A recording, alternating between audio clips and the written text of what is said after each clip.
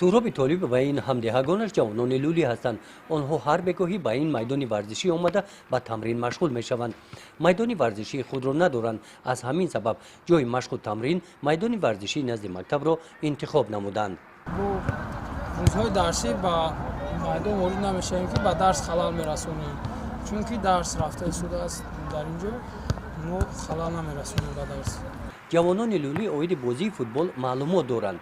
با فوتبال بازان بهترین دنیا تقلید نموده میخواهند درباره آنها بیشتر معلومات ها پیدا نمایند. مثل آنها بازی کردن میخواهند. حواسای بسیار دارم با فوتبال دارم. میخوام که ورزشگر بزرگ شوم. با مانند کی؟ با مانند لیونل مسی، کریستیانو رونالدو. با مانند اینها شده نمیتوانیم، همراه کوشش میکنیم در تاجیکستان خودمون که با دستاوردهای مهم سزاوار گردیم. любой کار داشته باشم، هم ساعتی کاریم هم میپرتم، هم برای فوتبالیم دمیام یا فوتبال میکنم میرم. با لباس های کبود دسته یکچین فوتبال لولیون دهه توگرک بازی میکنند. با لباسی زرد دسته نورسان هستند. دسته اساسی را کامرون نام گذاشتند. با نزدیکی فوتبال بازان دسته کامرون از سفر شهر دوشنبه آمدند. آنجا با دسته های فوتبال لولیون شهر و ناحیه های تابع جمهوری بازی کرده همه ناحیه هایی که به این مسابقه آمده بودند آنها را مغلوب کردند.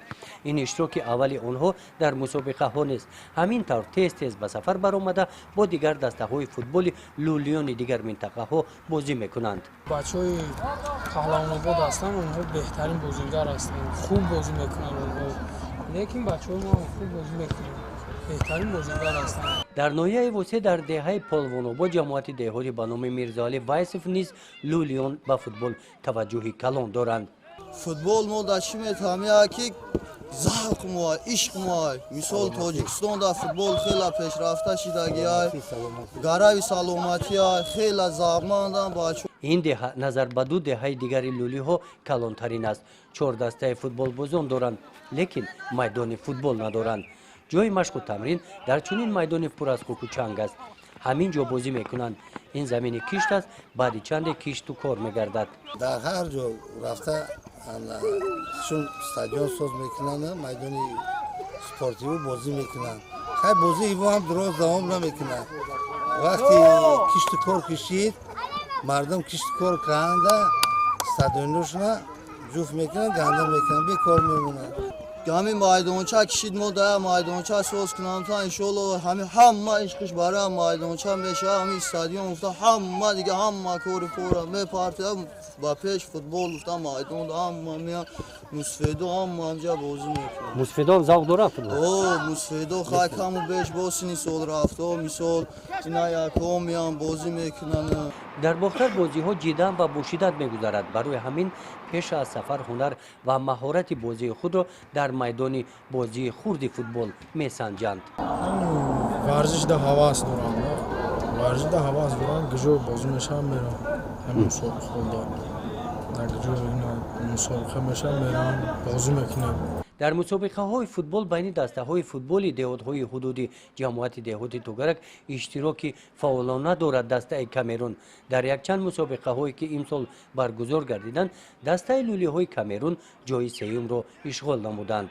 ریگار دا بازی کنم، دوشنبه دا بازی کنم، اینا کافخ آباد دا شهرینا دا اولادش دا همه جا دا بازی کردم. گل زدگی؟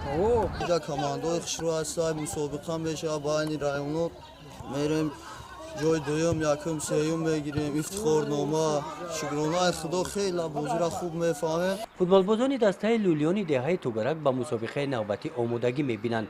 آنها مقصد دارند که به شهر باختر مرکز ولایت ختلان سفر نمایند.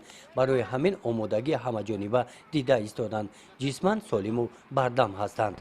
ما از فوتبال اول با یاون رفتیم فوتبال کردیم، در اونجا اولادو هست بازی کردیم، آنها رو یک نول مغلوب کردیم و بعد با سور رفتیم با ریگر رفتیم، آنها هم مغلوب کردیم، خوب بازی کردیم. مشکلی همین است که میدان برای ورزش پستانی ورزش نداریم. ما اکا سنوی دوشنبه تمام جوش رفتیم بازی کردیم، همه شب با حسابی 2-1 3-1 4 برای غلبه کردیم.